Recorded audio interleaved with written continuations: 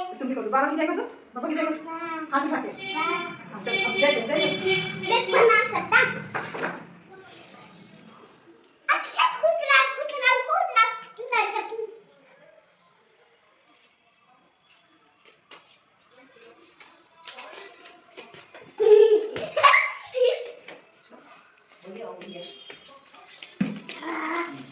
लो पे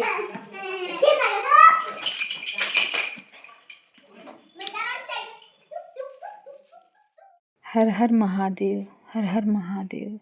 hello everyone, welcome back to my channel Stree experience में आपका स्वागत है।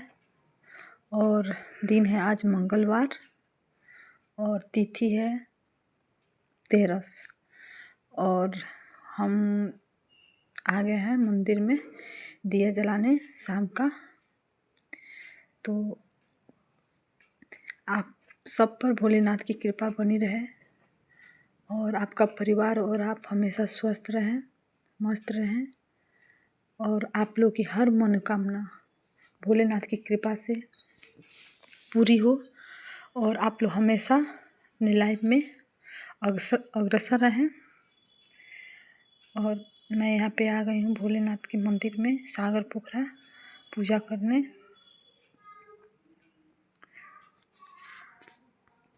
मंदिर में आने के बाद एक अलग सा ही सुकून मिलता है और ख़ास करके तब जब आप कोई व्रत रखे हो तब।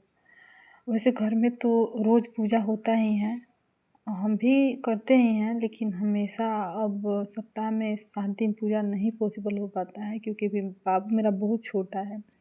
लेकिन हर महीना के 13 का हमको बेसब्री से इंतज़ार रहता है और इसलिए भी इंतज़ार रहता है कि उस दिन हमको मंदिर जाना है शाम में। तो इनके आने के बाद मेरा वैसे शेड्यूल भी ऐसे ही रहता है कि पहले से हम घर पे अपना सांझ बत्ती पूरा करके बैठे रहते हैं, सामान सब लेके दिया हुआ जो भी लगता है पूजा में, और उसके बाद से हम लोग आते हैं और यहाँ पे पूजा करने के बाद कुछ देर रुकते भी हैं लोग। बहुत सुकून फील होता है हमको, यहाँ पे बहुत सुकून मिलता है, बहुत ज़्यादा बता नहीं सकते हैं। और सबको सबको ही मिलता है मंदिर में जाने से, उसका उसके लिए कोई शब्द ही नहीं है। और आजकल पता नहीं क्या है, तैयारी को लेके थोड़ा सा मन बेचैन रह रहा है कि पता नहीं क्या ही होगा, कभी कुछ कभी कुछ कभी कुछ सुनने में आ रहा है। इस वजह से भी थोड़ा सा मन अशांत रह रहा है। पढ़ाई लिखाई भी जितना जिससे हो रहा है अपना हो ही रहा है, हम भी पढ़ रहे हैं, आप लोग भी पढ़िए। लेकिन पता नहीं फिर भी मन में थोड़ा सा अजीब एक दुविधा है कि आएगा कि नहीं आएगा। तो आज भोलेनाथ के मंदिर में हम इसके लिए भी बहुत ज़्यादा प्रार्थना किए हैं भोलेनाथ से कि अगर आना है तो तय समय के साथ आ जाए, तो पढ़ाई में जो भी हम लोगों का है वो बना रहे। नहीं तो ऐसे में क्या होता है ना कि किसी दिन पढ़ाई हो रहा है तो मन उस दिन बहुत खुश रह रहा है कि चलो भाई जो होगा देखा जाएगा। जिस दिन नहीं हो रहा है तो इसलिए भी नहीं हो रहा है ना कि कहीं ना कहीं और ये स्वाभाविक भी है कि इतना आदमी अपने डेली के कामों से थोड़ा सा टाइम इधर चुरा के कि पढ़ाई कर लिया जाए, वो भी पढ़ाई अगर सही समय पर सार्थक ना हो तो मन तो बेचैन होगा ही। तो देखिए आगे क्या होता है। लेकिन आज तो ऐसे लग रहा था कि मंदिर में हम जैसे, और वैसे भीड़ ज़्यादा था भी नहीं मंदिर में, हम शायद हम ही लेट करके आए हैं। और मेरा व्रत जो था 13 वो मंगलवार के दिन था और प्रदोष जो था वो सोमवार के दिन था। तो बहुत लोग प्रदोष ही करते हैं, तो प्रदोष के दिन ज़्यादा भीड़ लगती है। और प्रदोष का ये भी नियम है कि शाम काल में पूजा होता है। तो जिस दिन हम व्रत किए हैं 13 उस दिन दोपहर में हमको कहीं से सुनने में आया कि नहीं 13 कल ही था। फिर हम पता किए तो बहुत लोग मंगलवार के दिन भी व्रत रखे थे, लेकिन मंदिर में हम गए तो बहुत ज़्यादा हमको ये नहीं दिखा कि आज है 13। कन्फ्यूजन में ही ये व्रत हुआ है। और अगर आप लोग भी अगर मंगलवार के दिन ही किए हैं तो प्लीज़ कमेंट में हर हर महादेव ज़रूर लिखिएगा और बताइएगा कि आप लोग तेरस कब किए हैं, और जो भी था व्रत किए हैं तो ठीक है, लेकिन पता नहीं मंदिर में हमको अजीब दिख रहा था, क्योंकि इसके पहले भी हम तेरस के दिन जाते थे मंदिर तो काफ़ी ज़्यादा भीड़ दिखता था, और उस दिन नहीं देखा। तो जो भी है, लेकिन कैलेंडर में तो था मंगलवार के ही दिन। खैर जो भी हो, भोलेनाथ का पूजा हर दिन स्वीकार्य है, और जैसे भी आपको इच्छा है आप पूजा करेंगे वो सब स्वीकार्य है। तो उससे ज़्यादा हमको ज़्यादा ये नहीं है कि कब था कब नहीं था, मेरा काम था व्रत कर देना, तो किए भी हैं। ठाकुर प्रसाद के कैलेंडर के हिसाब से हम चल रहे हैं। तो अब यहाँ पे हम लोग पूजा करके, अब बाकी सब भगवान जी लोग भी हैं मंदिर में स्थापित किए गए हैं, तो उन लोगों का भी पूजा कर रहे हैं।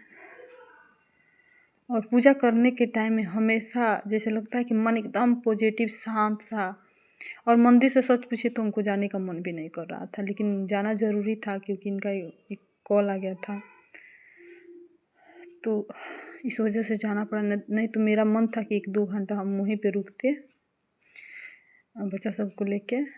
पता नहीं क्यों अजीब मन में हो रहा है ना तैयारी को लेके, या फिर कि हम लोग इतना मेहनत से पढ़ाई भी किए हैं, बीएड किए, बीएड भी ऐसे नहीं, एंट्रेंस क्वालिफाई किए लोग, उसके बाद बीएड के बाद सीटेट एस्टेट, मतलब जो भी अभी तक हम लोग का पढ़ाई चल ही रहा है, और पढ़ाई से जो बेनिफिट होना चाहिए सही समय पे वो अभी तक हम लोग को नहीं मिला। तो ये घबराहट बताने वाला नहीं है, समझने वाला है। जो लोग इस चीज़ से गुजर रहे हैं वो लोग निश्चित ही इस बात को समझेंगे। और क्या ही बोले, भगवान जी के पास तो जैसे लग रहा था कि इतना वैकेंसी आया, उसमें हम ही लोग का नहीं हुआ, हम लोग के जानकारी में भी बहुत लोग का हुआ है। और सबसे बड़ी बात ये कि अभी जो लोग हमको जैसा लगता है हम बोल रहे हैं कि अभी जो लोग बीएड कर रहे हैं या करने का सोच रहे हैं, तो ऐसे लोगों का हिम्मत देख के अंदर हिम्मत भी आ रहा है।